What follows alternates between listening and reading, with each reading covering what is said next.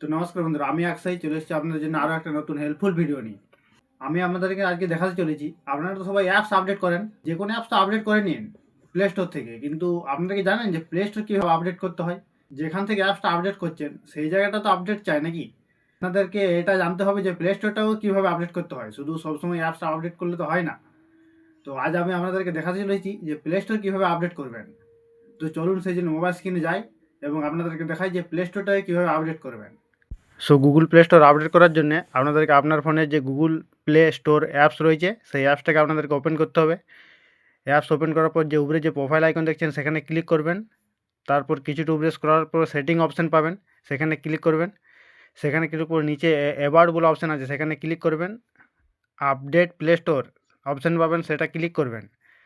সেটা ক্লিক করার পর আপনাদের যদি আপডেট করা না থাকে আপনাদেরটা আপডেট হবে। আমার অলরেডি আপডেট রয়েছে, সেই জন্য Google play store is up to date লেখা রয়েছে।